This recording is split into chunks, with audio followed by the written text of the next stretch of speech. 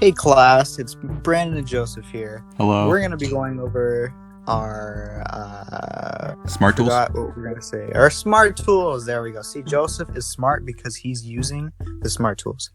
Now, First, we're going to try and locate them. So it's the fifth tool down on the toolbar. It usually defaults to the spot healing brush, and then today we're going to be covering the spot healing brush tool, and patch tool. So first up, the spot healing brush. now we're gonna see Joseph here erase the guy from the photo. So I'm going to zoom in simple- here. Simple and easy task. So I want to change my brush size to make it more easier for me to get it out. So just go up here into this little circle icon beside the brush and change the size to whatever you like. I usually like 36 just for this image in particular, but it depends on the image and varies. So now we're going to erase this guy from the image, and it's a very easy tool to use. You just click on where you want to remove it and drag around. You don't have to be too particular either. Capabilities. Yeah, very cool capabilities with this because it autocorrects pretty much. Almost like text autocorrect, but picture form. Now, as you can see, he's gone from up here, and if you get a little bit of this blur, just go over it again with the spot healing tool, and it should be gone. Perfect. There you go.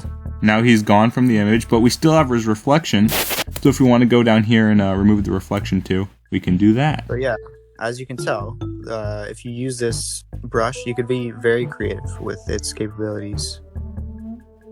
And if you want to get more precise on your own time, you can totally do that too. See, we got some left over here, and we're just going to remove it so it's completely gone. There you go. It takes a minute sometimes. And there you go. He's completely gone from the image. And now it's just this landscape. An amazing landscape photo, yes. Now let's get into our next tool, which is the healing brush. It's different from the spot healing brush tool because it doesn't have the star. But outside of that, yeah, they do code totally different things. So here we go. Brandon, you're cute. Hold on. How's it gonna work, Joseph? Teach me, Joseph. So you see this guy here, right? Yes. We don't care about him. We want to bring Thanos over into our image. Right? Yes. So you hold K on whatever object you want to bring over. So you hold down K as you click. So now we have Thanos as our source. And now if we bring it over here, Thanos just shows up in our image. The practicality of bringing Thanos over, I do not know. But honestly, I think it's worth it because it's Thanos. This is truly a majestic brush. I have to say. And now Thank you very Thanos. much. Oh, no problem. And now Thanos is at least his face is in our image, but we could bring over his whole body too.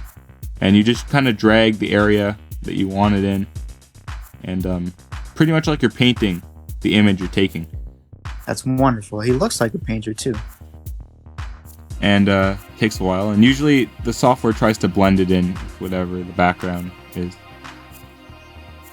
And now, but if you actually want a more practical use, I guess, let's say you want this guy over here. Hold K down on him, and just kind of bring him over here in the sky. And, you can see the crosshairs over here on what you're doing.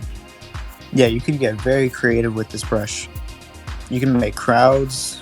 What else? What else can you do? You can do a bunch of creative things with this. And then his hand is there.